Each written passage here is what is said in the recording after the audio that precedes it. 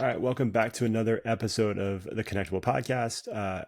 You'll notice that my co-host, my normal co-host, Deb, is not here tonight, and I'm gonna be honest. Selfishly, I'm glad she's not here. We love Deb, but I'm glad she's not here today because I'm really excited about tonight's guest. He is a rapper, podcaster, entrepreneur, and the founder of Black Gold Creative, Dre Murray. What's going on, man? What's up, Josh? How are you, man?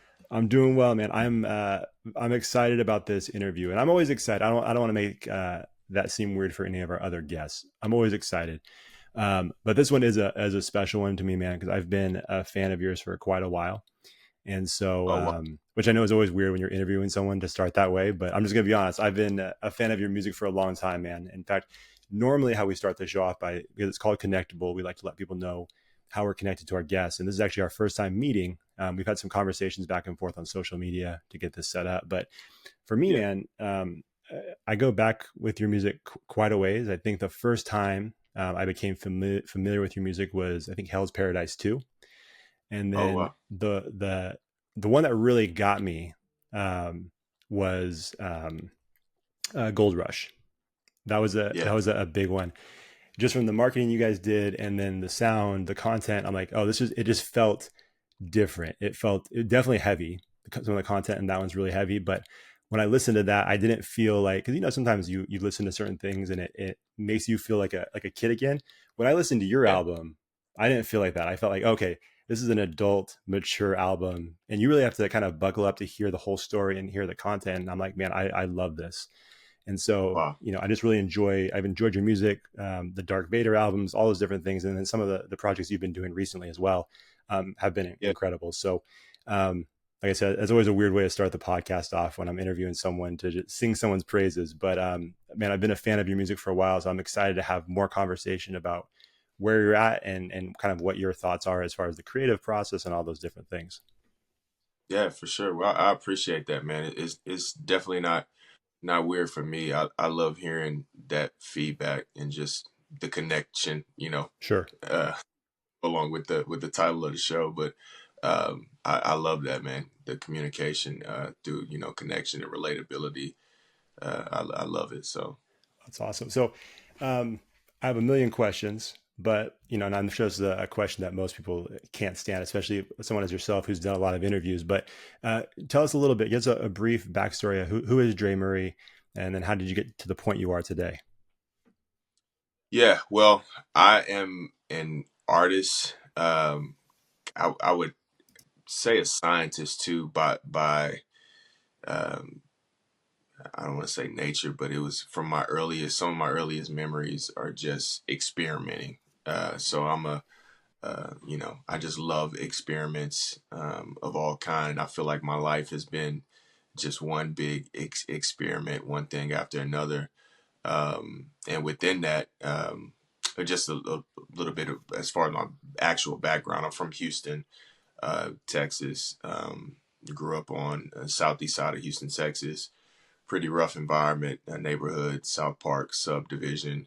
And so my environment, what I could actually see, my reality, was it was a lot of chaos. But within that, me being the youngest of three boys, I have two older brothers.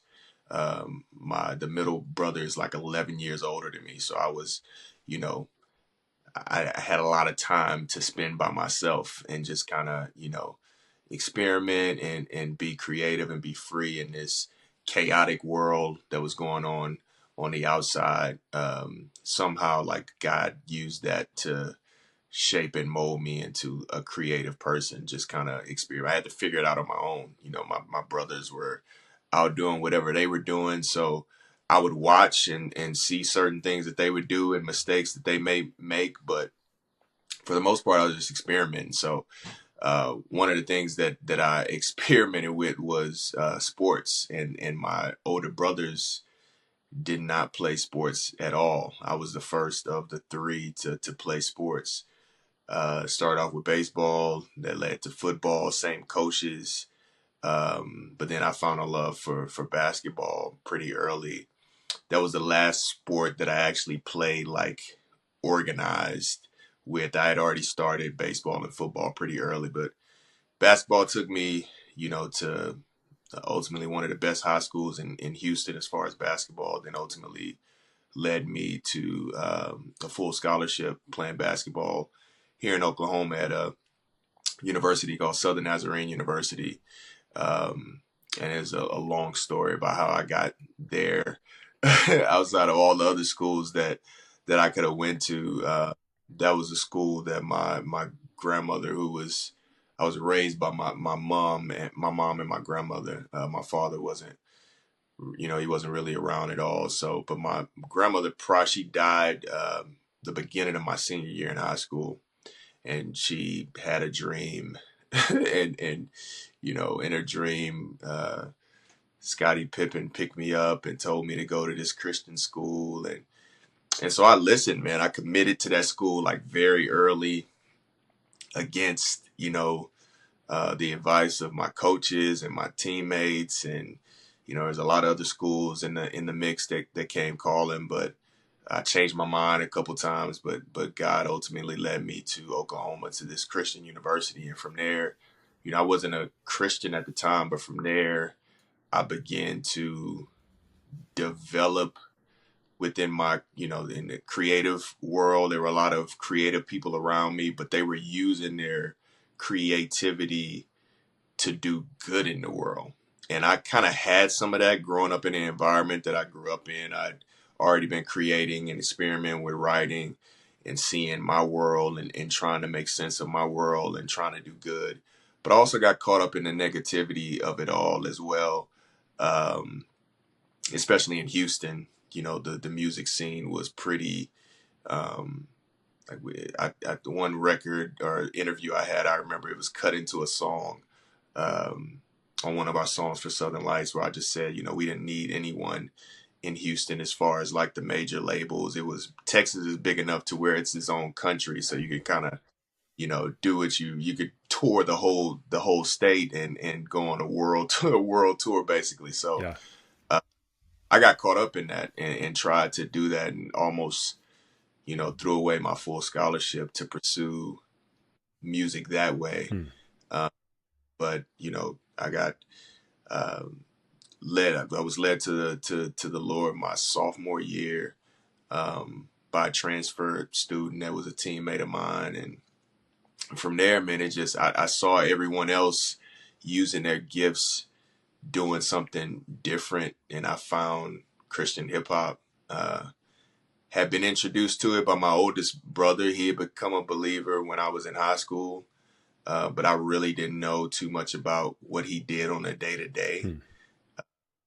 But he started trying to plant these seeds, and once I got to college, and like I said, was led to the Lord, and then I found Christian hip hop again.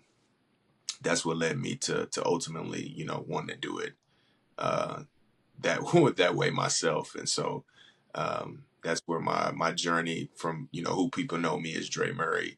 Now that's where it kind of began. That sophomore year in college. Yeah, that's interesting, and I'm glad you mentioned the sports thing because I've listened to some of the podcasts that you've done, and Yeah.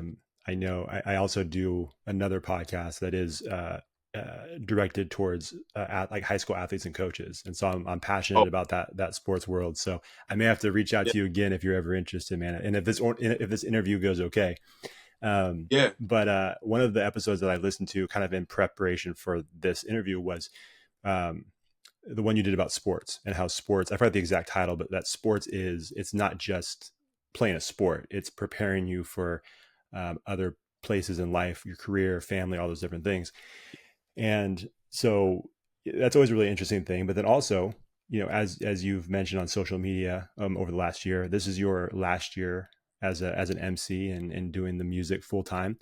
And so I thought it was interesting because one of the things that comes up a lot when I interview athletes is when they've hit that end, whether they played, JC ball or they played D1 college or pros, for everybody, there's always that point where it all comes to an end.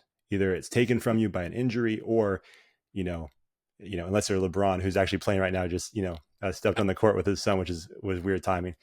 But, at some point it's all got to end. Right. And so how does your connection to sports, your relationship with sports, and this kind of end of a season as being an MC, like, do you feel like that's very similar? Like, it almost feels like you're wrapping up your time as an athlete in a sense. Does that make sense? Yeah, no, it's they're parallel, man. Like I often view like basketball for me was it's creativity. Like when I still play. Like a matter of fact, I'm getting up at 5 a.m. to work out some high school kids that we started kind of this breakfast club type deal. So I'm Nice. still heavily in youth within the community I'm in now, but I've always viewed it as an extension of my creativity. And so even with this, like I can remember as far as because there was a point where I thought about going overseas. I had the opportunity to, but I just went headfirst into the music. Like no one knew who I was at the time. And a lot of people were like, you could do both. You could go overseas and have this ministry, but I just dove headfirst into that. Around 2003, 2004, when I met KJ52 around that time, and just kind of stumbled into the scene. Sure. But yeah, it to answer your question, I feel like it's the same. And so I say all that to say, like in basketball, I feel like I have some regrets. I mean, some people say, I have no regrets. I I do think about what I could have done if I had attempted to do both. Hmm.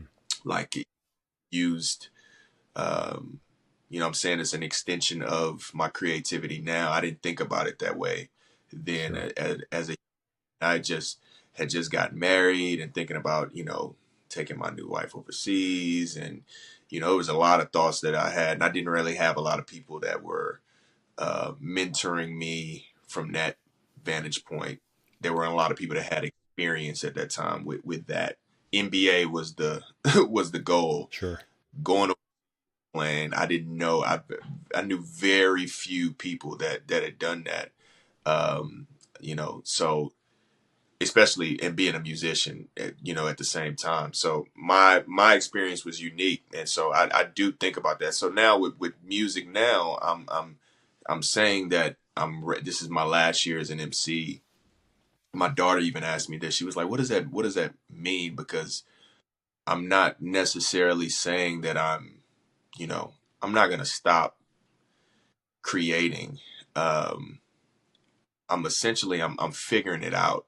Hmm. I'm open because when I did just the basketball, I completely it was I look back at it and I kind of think like, what were you doing? Like it was like I can remember there being this all of these coaches coming in and these people coming in for this overseas experience at my college, and all of these players are trying out, and I'm just on the sideline dribbling the ball, and all of these coaches and agents are there, and I'm not even participating. I'm just watching, and I'm you know I left school. And I did my senior year. I was heavily invested in the music, but I was still one of the top players on the team. But I didn't perform, you know, up to probably. I went from freshman of the year to conference player of the year, and then music started to take over, and I kind of just quit. And I still left top 20 all time scoring in the school, and Wow. I didn't even really try my junior year and senior year. So I look back at that and I think like, if what would have happened, like what would my story could have been if I would have used that. I still use it, I still get to talk about it, but Sure. you know, it worked out the way that it was supposed to. But I do think about that. So now with music, I'm kind of hesitant to just cut off the cut off the water. Like I don't want to completely cut it off because I think it still can be used for something in some way. So Yeah. Man, I love that answer because I feel like one of those questions you hear in interviews all the time is, hey, if you could go back in time and give a piece of advice, or if you could go back in time what would you change? And it's always the same thing. It's like, I wouldn't change anything because I wouldn't be the person I am now. It's like, okay, it turns into a question. It's like, why do we even ask this question anymore? Because people just give Right. that same stock answer. But the answer you give is like, no, if I actually do think about this sometimes. And like you said, Yeah. maybe not regret, but you definitely think about like, what if, right? Like, what if I would have gone left instead of right? And so I appreciate that answer. And, we always talk about how, our past, like you don't want to hold on to the past, but you do want to learn from it, right? You want to look back and learn from those things. And so I feel like that's exactly what you're doing now. It's like, okay, I did this once for one of my passions. Like, let me not go the same way this next time around with this other passion that I'm a part of. So no, I think that's a great answer. Who's the favorite all time basketball player? Michael, definitely Michael Jordan Michael is Jordan. is my There you go. man. Strangely enough, after Kobe passed away, Yeah. like that, it hit me extremely hard, and I did not watch Kobe, Yeah. and it was on because I thought that he was, you know, imitating my. Sure. I was a Michael Jordan, like I thought I was Michael Jordan when I was younger, when I was little, like Yeah. I was bad. And so I really was against Kobe. But after he died, I really started to dig into his story and like who he was, not just as a player, but the way that he thought. And there was about a 6 month stretch because my wife is a Michael Jordan fan as well. Okay. Uh, there was a 6 month stretch where I you know, uh, almost got kicked out of the house for saying that Kobe Bryant was, ahead of Michael Jordan on my list Ooh. now. And it was it was only because I appreciated the way that he approached the game, and what I ultimately came down where I landed on was 1A and 1B, but Hmm. also I appreciate both of them, and I that I would have watched in real time because his approach to basketball is the same way he began to approach life as a scientist, and Sure. and that's like I understood that, like the experiments that he would do. He would, where I always say, like Michael Jordan would sit down and play Monopoly for 20 hours straight until he won. Yeah. Kobe would lose a couple times, and then he would leave and go figure out Hmm. how to dominate the game, Yeah. and then he would come back, not say anything to anybody, but just win every game. Yeah. Like, and that's kind of like my process in life.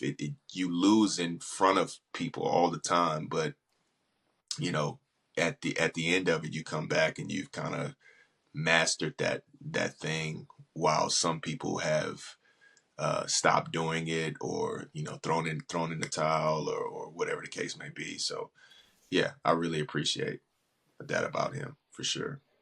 Yeah, no, I think that's great. That's yeah, the mentality um, from Kobe was just incredible. And I'll tell you what, man, like I'm not a diehard basketball fan. I watch basketball. I'm not a diehard like some people. But when the Kobe thing happened, it was maybe man 7 months after my first daughter was born, and Wow.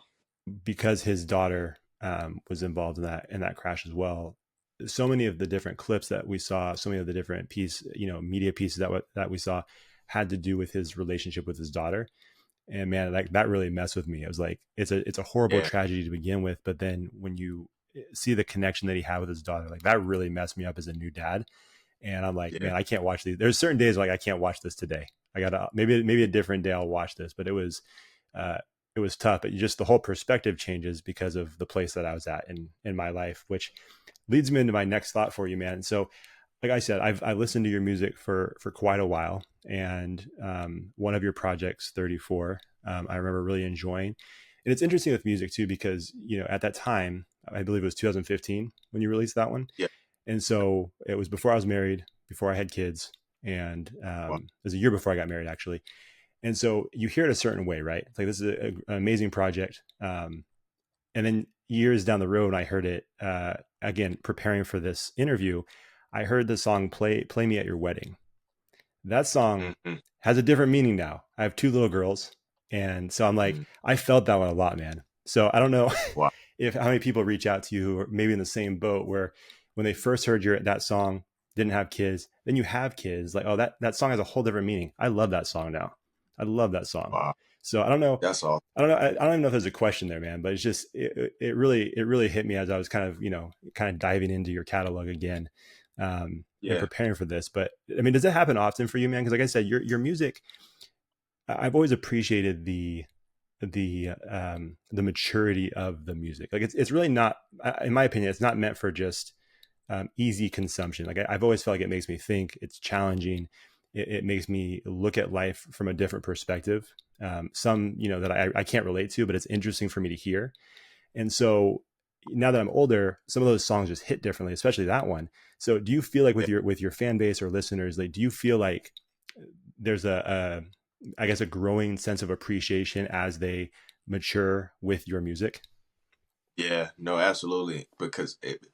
And it's one of the reasons why I'm not completely cutting the faucet off Hmm. is because and it's something I've been having conversations, um, with people close to me, friends, some artists, some not artists, but they just been around for the whole ride, Sure.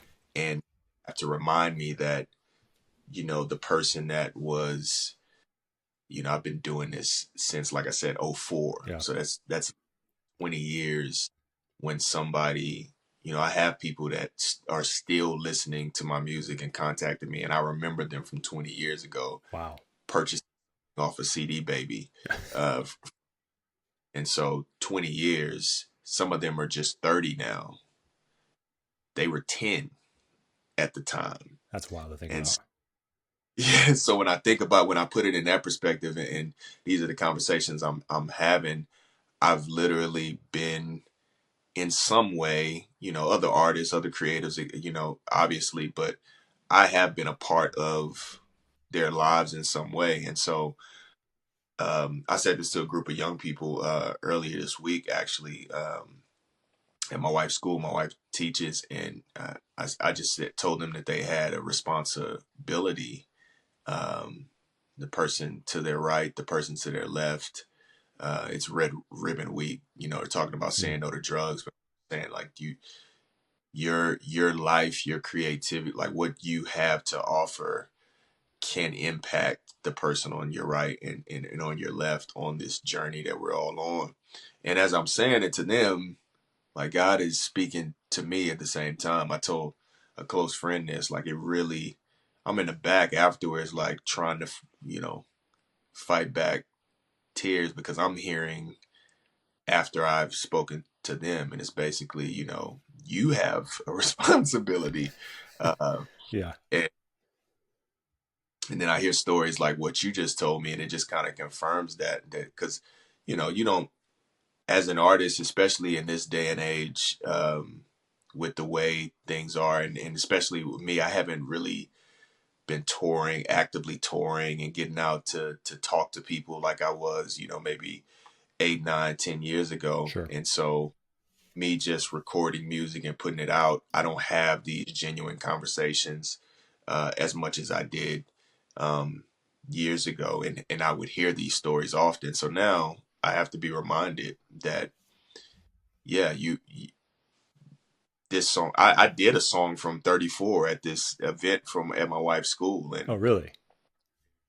there's 10, literally 10-year-old kids coming up saying, "Hey, are you on Spotify? That was amazing. Like, what's the name of that song again? Yeah. Turn it up." Go. One girl came up to me at the football game last night after she was at the school, and she had her mom add "Turn It" to her playlist. Oh, that's awesome. And I told her, I said, this song is older than you are, right? Like, literally older than you. And Man. she's like, it's awesome. So just that, it doesn't age like that. The music and the message, Yeah. there is no time on it at all. So yeah. Well, that's interesting too, especially, I mean, we could dive into like, I mean, hip hop's still a fairly new thing. I mean, was it last year they did the 50th, so Mm, 50th anniversary of hip hop. And so it's still fairly young, but as I've grown up, it is an interesting thing because you hear people use. I used to hear people talk about all the time how, you would listen to music, and then as you age, like that music didn't really age with you, right? And so I remember listening to music that I listened to back in high school, and thinking, it feels weird listening to this now. Like there's nostalgia, but like I don't connect with it anymore. And Right. I always felt like with yours, it almost had the exact opposite effect. Where when I was younger, I'm like, okay, I don't. The craftsmanship, the music is incredible, but like the message, I'm maybe not, or the content, I'm not quite connecting with. But then as you get older, it's like I connect with it more and more each year that goes by. And so Wow. it's an interesting thing. It's an interesting dynamic. So, which I think is, like you said, it's timeless, right? It's music that can connect with anybody at any time. Um, Yeah. and I think it's just a cool element of what you do, man, because like I said, there are a lot of artists, and that's probably for everybody, right? Like even for me as a podcaster, there's probably stuff in my first couple podcasts. I'm like, yeah, I probably would can that one if I could. If I could trash that one and lose that one forever, I probably would, because it sounds ridiculous. But again, I mean, I appreciate that about what you do, is because I feel like it just continues to evolve, and I feel like I get to grow with it. So it's like the meaning, the messages just kind of never stop meaning something to me as I listen, which I think is a cool thing. Wow. Wow. That's yeah, I really appreciate you saying that, because it's been a week of that for me, just hearing that internally, but then hearing it from other people too. So I appreciate you saying that. Yeah, absolutely, man. And I wanted to mention too, you said your wife's a teacher. My wife is also a teacher. My wife teaches high school. Oh, Um, okay. so it's an interesting thing. Being married to a teacher, especially being someone who does creative things, because man, the stories you hear from teachers, it's a different thing. It's a different thing. And the stresses Yeah, that come with that, it's a yeah. different thing. So, um, you know, has that, how is like, you know, I mean, like you said, you've been doing this for 20 years, but how has the music um, impacted your marriage, and then vice versa? Man, like I just did a song with a young man that's in he's teaching English in Japan, Oh, really? and he's looking for a wife, and he wanted me to do this song with him called Married Man, and because he wanted me to speak from that perspective, and so for me it's challenged me. It's as far as the music necessarily hasn't impacted the marriage as much as the marriage has impacted the Hmm. music. Like it's you know there's a number of songs that I can point to where I'm speaking with 22 from 34. Like it's just these, because we've been together since I was 19, or I met her when I was 19 years old. Wow. Been together really after that, but it was she met me before the whole Christian hip hop thing, Sure. before even being a believer, and so it's different. You know what I mean? It's like she has been there the whole entire ride, and so I can recall some of the moments um, that we've had where I was the Dre Murray of old, and the way that I may have acted or reacted in certain ways, and um, so our relationship has impacted my music, I would say, Hmm. in a way, just as far as in my writing, and then to help other individuals that may be about to get married, or because I mean, this year we celebrated um, 21 years this year Wow. of being. We were, you know, like I said, together off and on, strong engagement for a year, but before that, off and on 2 or 3 years while in college. So it's almost 25 years that we've been together. So using that in my writing. And just the way that the relationship has humbled me as a man. Like for instance, my wife can put together pretty much anything without a manual. Like, Really? yeah, that's just like her dad is is a contractor. He can build a house if he needs to. He can, build my son's room over here. And she kind of has that way of thinking. Early on, though, I kind of knew that, but you're the man and you want to build everything. I did everything wrong when I was trying to build something. Over time, learning to step back and say, okay, this is your thing. Like, this is what you're actually good at, and learning to surrender. Um, that helped me with my music in a way, because of, there were instances where, especially like with Collision, where I would get into a situation with them early on where they would make me rewrite, or Hmm. this could be, or and having to do that in a intimate relationship with somebody on a daily basis. It's kind of like, they're just telling me to rewrite a song. Like, it's not that big, it's not that big of a Right. deal.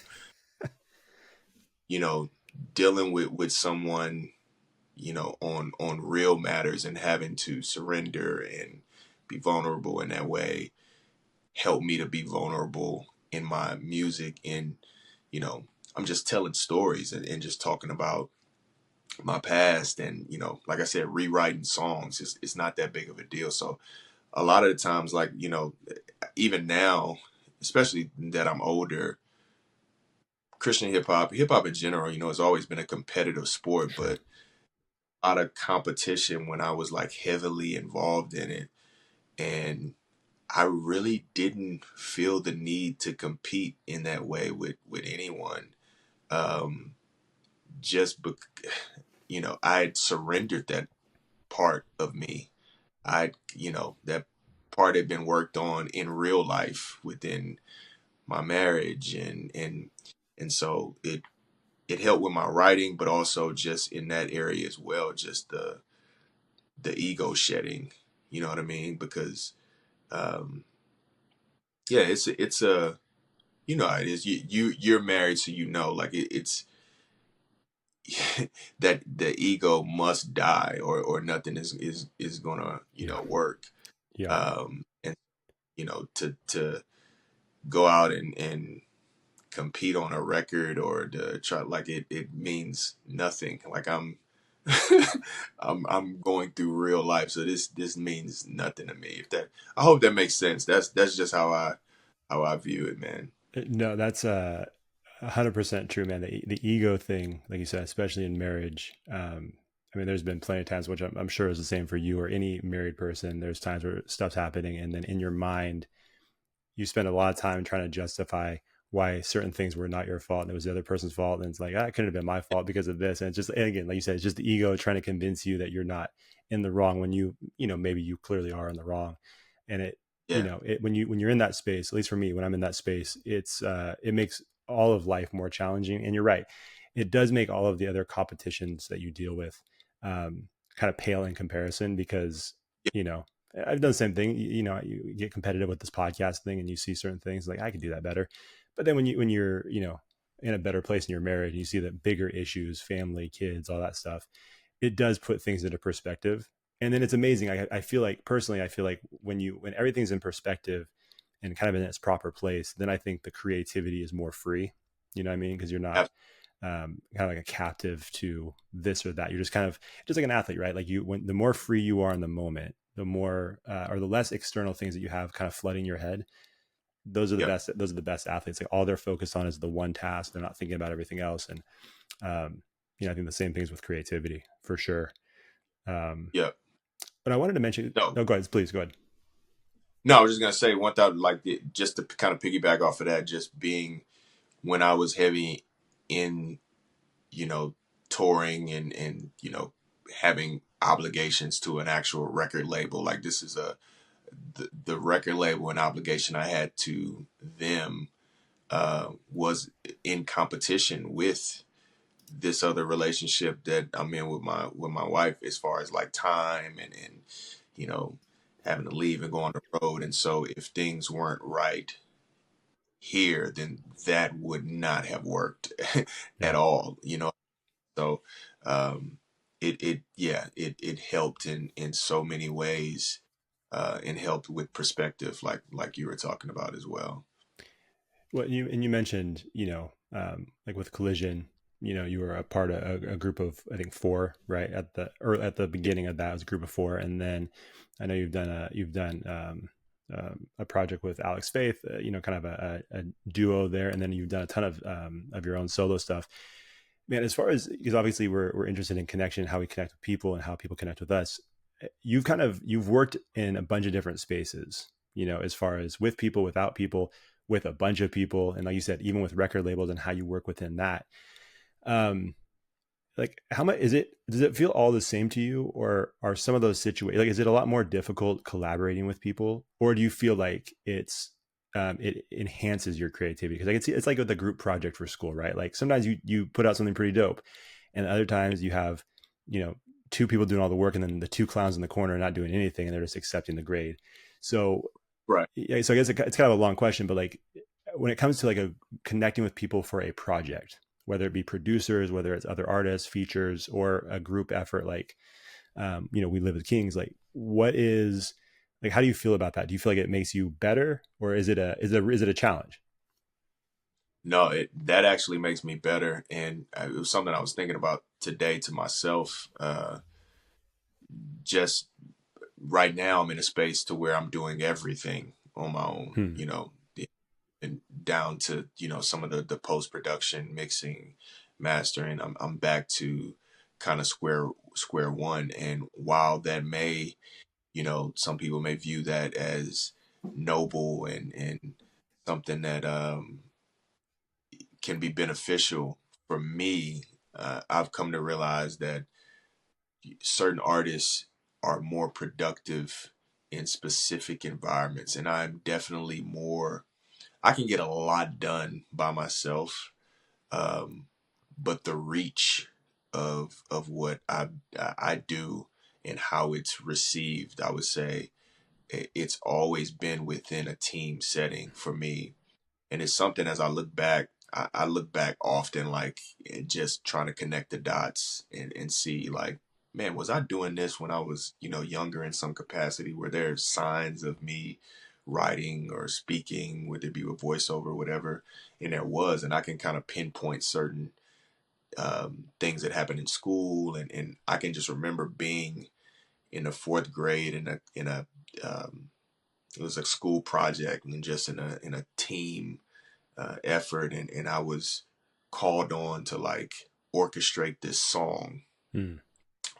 In my And not everybody was a musician in the group, but we wrote this song, and I still remember the song. It was how to remember the continents, and we put this song together, and I just remember the energy that I felt from being in a group setting, Yeah. and and then from there to being involved with sports and being a part of a team there. But creatively, though, there's just something about being in a room with talented people, and especially people that um you know there isn't really competition necessarily. It's just they want you to be the best version of yourself. Yeah. Some of that rewriting talked about was, whether it be Swoop or Wit, who I worked with, a number of years, coming to me and telling me that's, you could actually do better than that.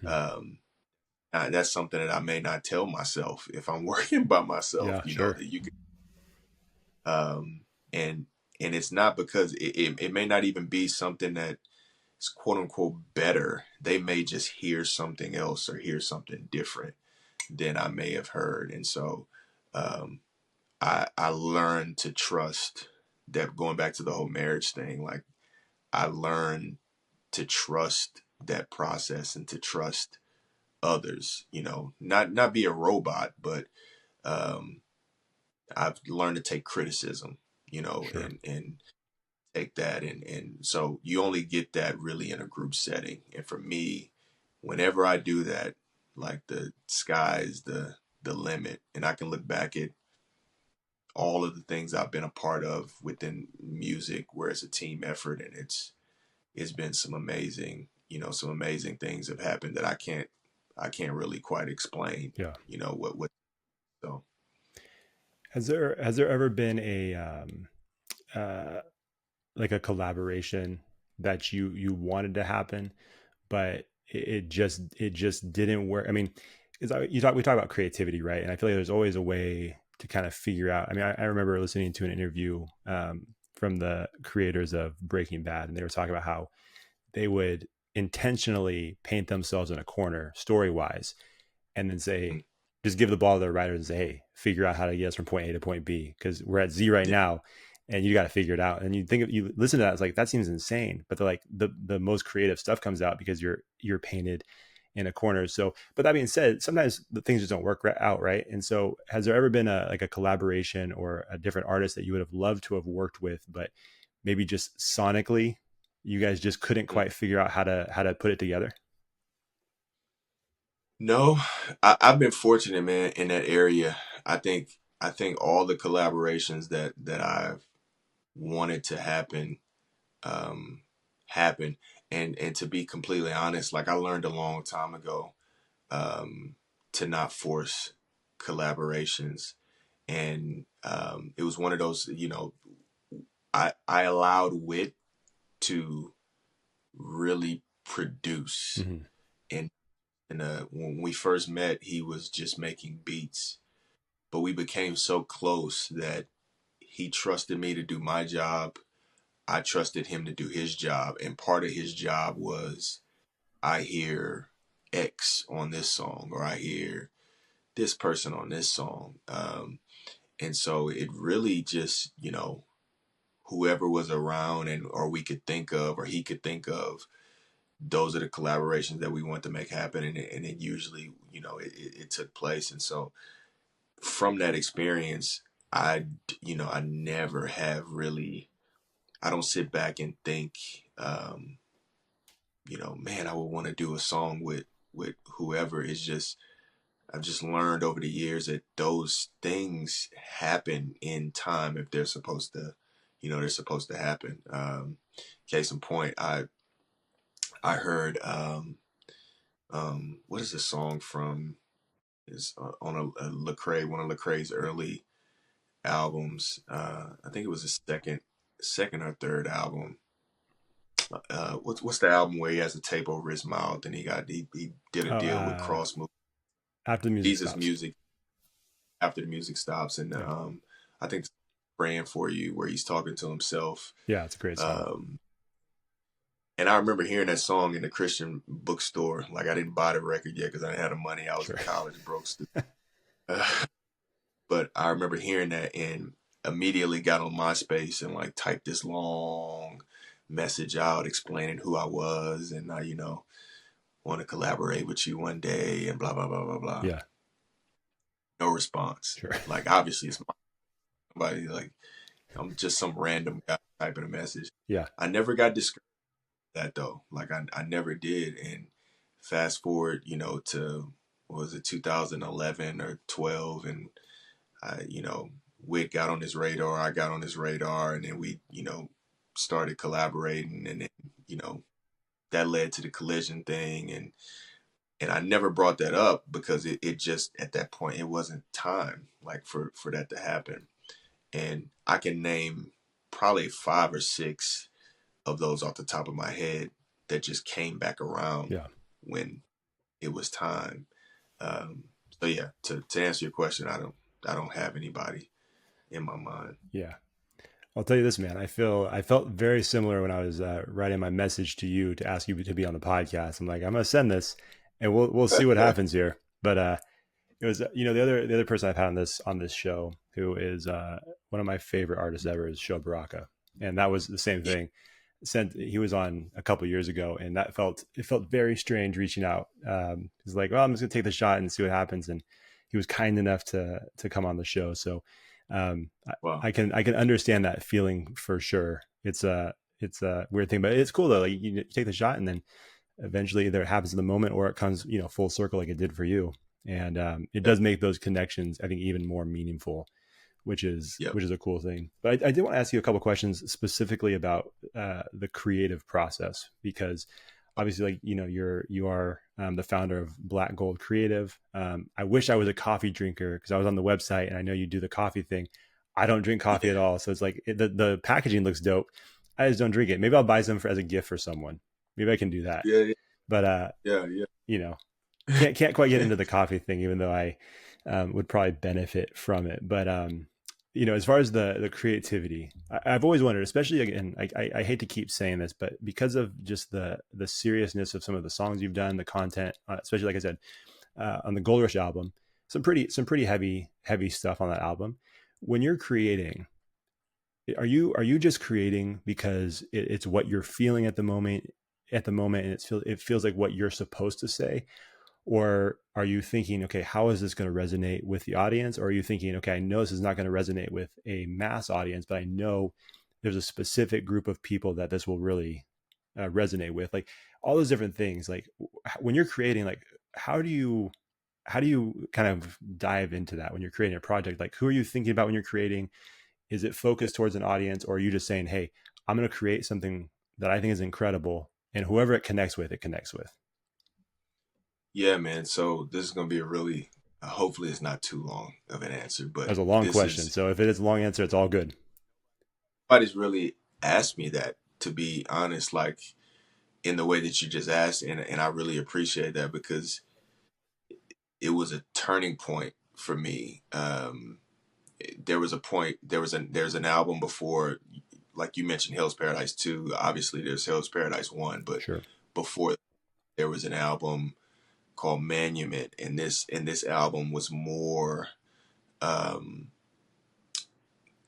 I don't want to say cookie cutter, but it was. I was still um, heavily influenced by other Christian hip hop artists, like heavily Hmm. influenced, and want to be in this group of Christian hip hop artists. So, you know, every song had to have a resolution. Like there had to be a third verse where I let people know that I'm bringing the gospel home. Like I had to. And I can remember like wrestling with this for 2 years, Hmm. knowing there was something else that I wanted to say. And I just fought it and fought it and fought it because I thought it was sinful for me to think in that way. And then I met Wit and we started on Hell's Paradise 1. And I'll never forget, there was a song on part 1, has 2 verses. I wrote a third for the resolution, and Wit said, "Why are you like what are you doing?" I'm like, "Man, I gotta bring it home." And this song was like extremely heavy. Yeah. It was you know, um, it had elements of what happened in Columbine in it, Hmm. just talking about and what kids are going through, and but I wanted to like wrap it up and bring it home. And he was like, "No, like this is it. This is the story." And at the time, we were both reading Mere Christianity Hmm. by C.S. Sure. And it was unbeknownst to me, unbeknownst to him, like we just happened to be reading the same thing. That's kind of, we bonded over C.S. Yeah. Lewis, our whole thread, if you look through it. And I remember getting to Collision, and Adam Thomason, the head of Collision, when I was making Gold Rush, he said, um, like, "You are hip hop's C.S. Lewis." He said, "I want you to Wow. approach this Lewis." And I was like, you know, he would say certain things that me and Wit had connected over, and I just never really brought it up. It was kind of like just confirmation for he and I. Sure. And I remember, I just accepted that. I was like, okay. And we started writing Gold Rush. And when we released it, start booking shows and trying to put together a tour. And there was one specific show in it was supposed to be I think it was supposed to be at Wichita State, and they moved it to a church. Hmm. And the guy that was booking the show, he was a youth minister at this church. the tickets weren't selling. I could see, and it was just strange because there was a lot of, promotion involved. And I asked him, I was like, man, what's going on? He said, man, we had some parents from the church speak to the pastor and said that they would make sure that this concert didn't happen because your Wow. album um, didn't have the gospel in it at all. And they saw the Pharaoh video and they listened to some of the songs and said they didn't hear the gospel anywhere in it. Hmm. A week before that, and like I said, this is a long answer, but No, you're good. a week before that on Twitter, um, a guy reached out to me and said, hey man, I just wanted to let you know your song Letter in a Bottle, I played it for my friend who's been an alcoholic for a while. He's been struggling. He heard that song and he broke down crying. He checked into rehab on Friday. Wow. I followed up with that guy years later. But before that, I told, because they canceled the show. They canceled that show. And I was in tears, man. And I told the actual pastor, I had to talk to him, and he was like, man, I'm thinking about not even staying at the church. He was like, it was ridiculous. Da, da, da, da. It was Yeah. a big deal. Yeah. And I told him the story about the guy on Twitter, and I said, that's the gospel, man. Like he's going from dark to light. Like what else? Like this is what my this song did. Yeah. Fast forward a couple years later, I told that story on Twitter, and the guy saw it. The guy that was in rehab, he was married, had a kid now, had Wow. been sober 2 years. And I remember just accepting during the Gold Rush time, I accepted that the way that I wrote, Yeah. because I was still like conflicted. But that freed me, man. It freed me from like ever looking for an audience Hmm. again. Yeah. Like it freed me and allowed me to just write and be completely free. Like we talk about being, free and within our art. And I just learned that, it's not freedom for me to, you know, just say the most outrageous thing ever. It's a freedom for me to, like, I have a belief and a confidence that God's spirit is really in me. So the way that I'm communicating, the way that I'm writing, what I'm putting together is going to hit somebody, and it's going to resonate with somebody and impact them in a positive way. Once I really like believed that, because I don't think I believed it at first. Trying, I was trying to get this to you. Like maybe if I say it this way, it'll like none of that. It means something, like, the way that you put words together, but ultimately it's going to land where it needs to land. And so once I got that and had confidence in that, I just write, man. I literally just sit down, I recall, I think about things that happened to me. I let the music take me wherever, and, you know, it may resonate with one person. And I used to say this all the time. If I just get one person, if I just get one, and I didn't believe that. Like Yeah. I really want a billion. Like I, Yeah. but honestly, now if it's just one, because I've had so many songs where it's just one person that literally makes me, break out into tears with their stories, and it's like that's all I needed. If Yeah. I never hear the story ever again, that one guy from the letter in the bottle is like, I could talk about that for the rest of my life. Like I did something, you know what I mean? Like Yeah. I impacted somebody's life in a positive way. So That's incredible. That's an incredible story. And I do remember hearing that specific song. Um, and I don't drink. Never, it's never been my thing. But at that around that time, I did know people that were really struggling with it, and so um, it gave. I'll say this, it gave me different perspective, even though I couldn't relate specifically. It gave me a different perspective on maybe what they were going through and the battle they were fighting. Um, So it's cool to hear a story like that where it had such a crazy impact on someone's life to the point where years later they completely turn their life around, and then they have family, kids, job, like all that stuff. So, that's incredible. And yeah, it is, like you said early on, you say hey, even if one person hears this, it's all good. But, it's, not necessarily, we're all competitive, like we talked Right. about, we want to do our best, but, that is cool. Cause you sound very at peace with that now. Like you're going to create and it's going to hit the person it needs to hit.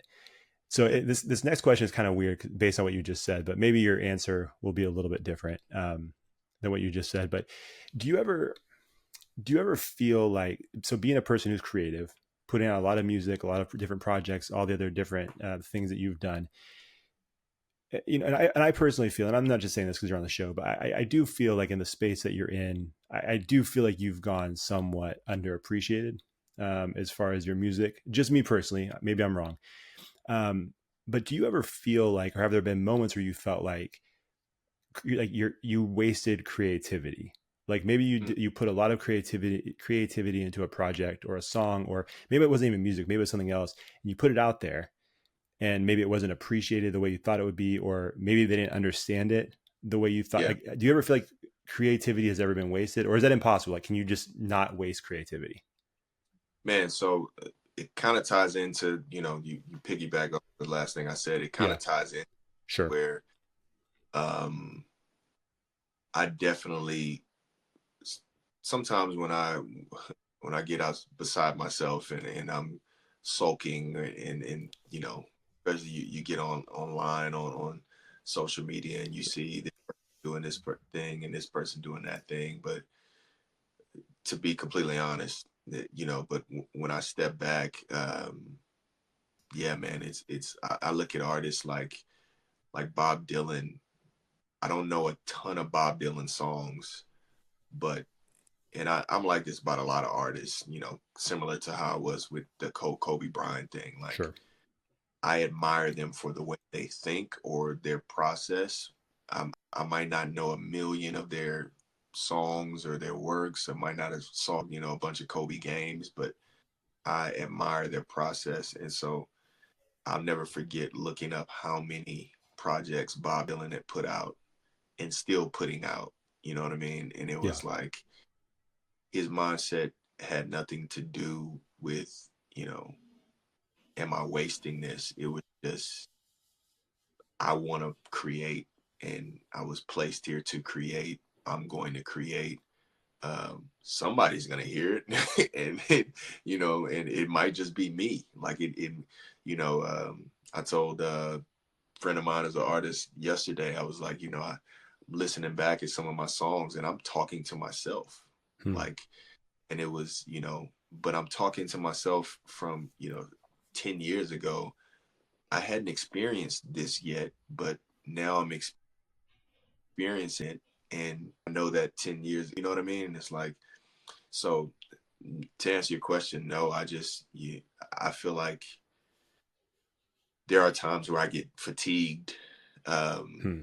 And I never want to force anything, but at the same time, I feel like I could do a song every single day and put it out and it won't be wasted. I don't think it will be wasted. I think that, especially in today's time where Sure. things come and go like that, but one day, something that I wrote that I may think, means nothing to me, somebody's gonna could find it and it mean the world to them. And that's why, that's why I do it the way that I do it. Yeah, I was, yeah.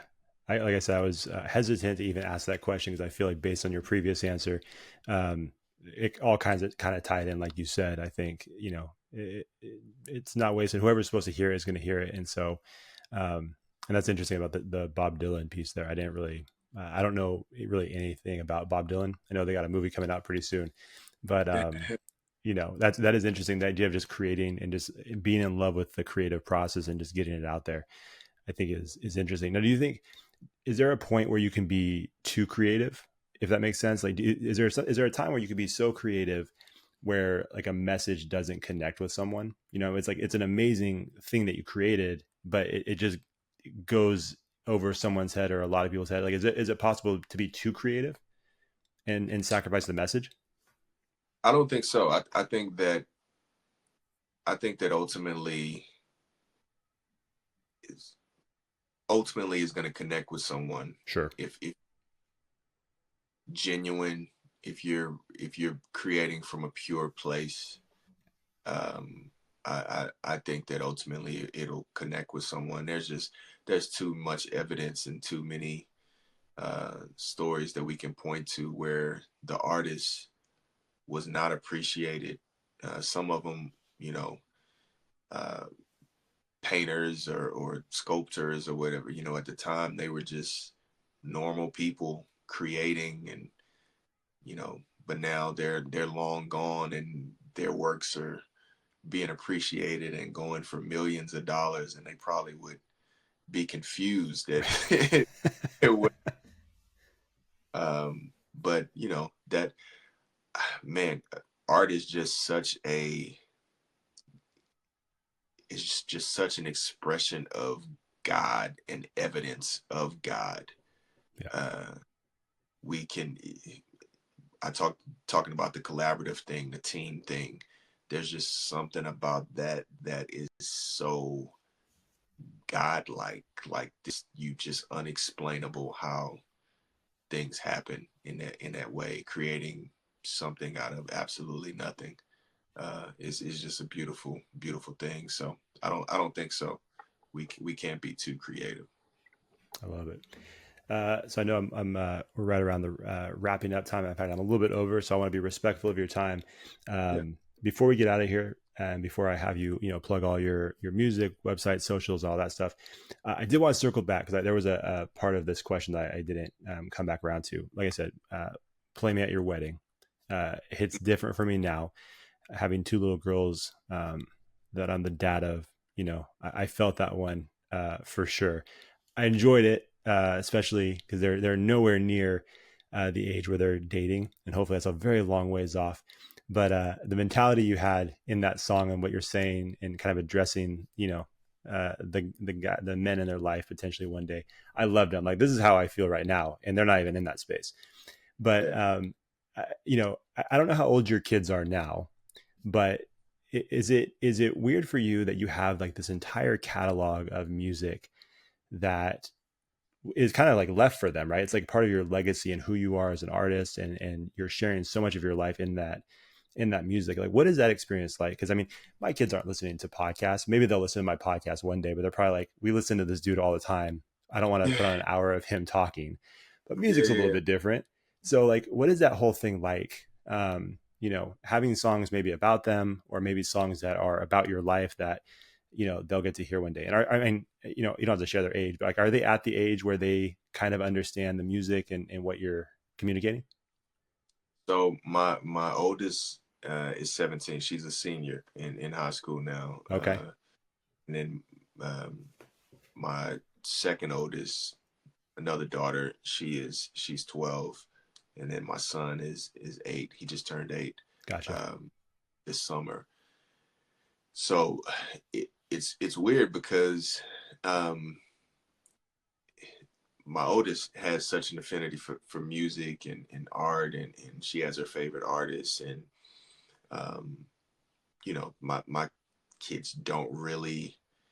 Uh, she remembers the time where I was like heavily active, because she's the oldest, but Sure. second oldest, like vaguely, like she has remnants, like small little drops of it. She doesn't really remember it a whole lot.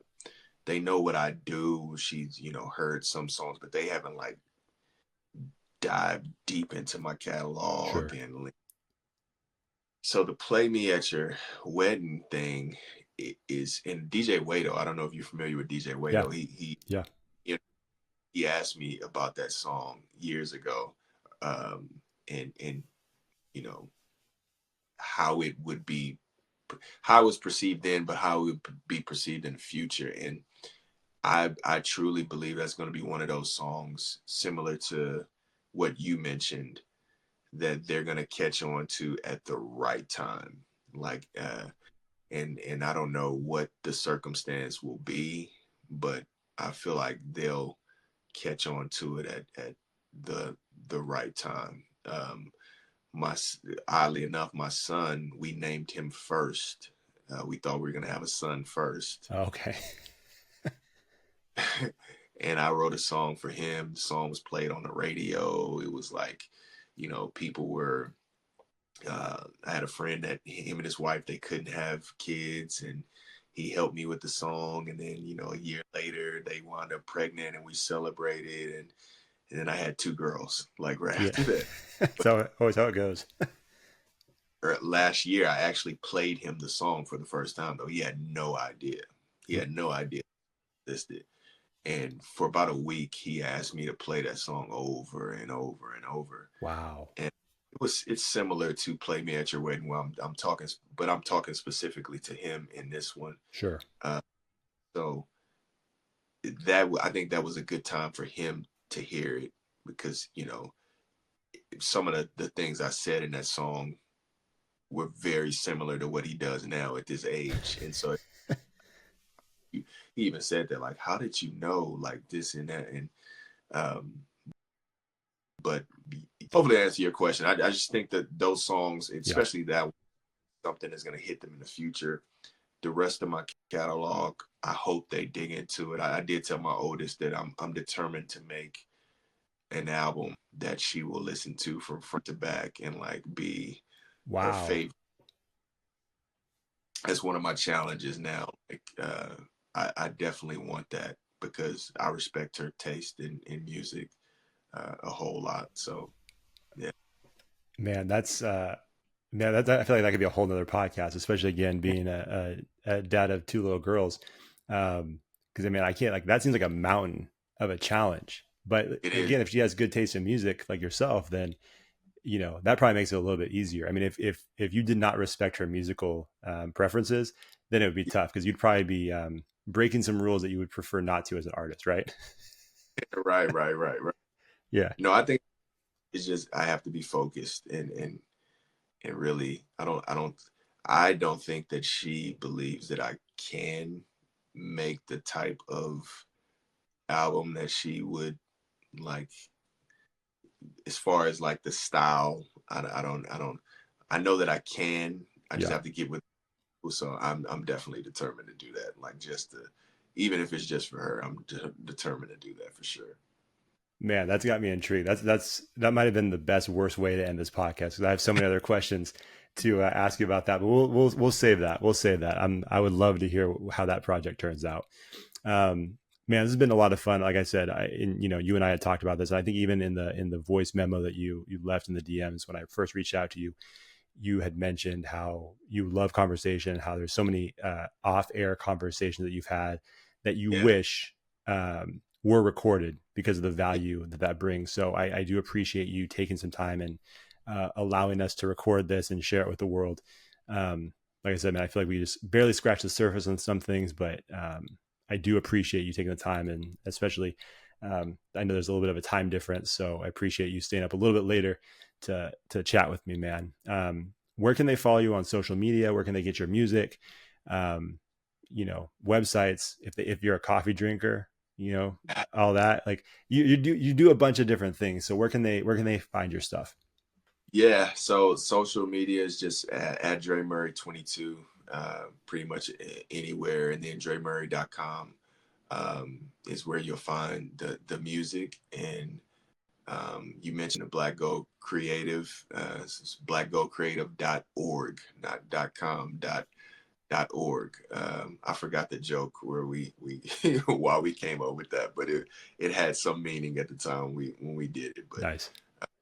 yeah, yeah, that's where you'll find the coffee and the podcast that myself and my partner do. So Perfect. And then one last thing, where are we at as far as the number of projects that you still have to release for the year? uh, I am in in the process of releasing project number 7. My plan was to release 2 every month for this last quarter. That's crazy. Did way this life has definitely hit this month with a number of different things, but I still going to release a lot of music for the remainder of the year. I have some great features that are about to be released, and some placements I think that'll take place as far as licensing goes. So there's a lot of music still to be made, but projects I'm three at the minimum is what I'll release for the remainder of the year. Yeah, That's awesome.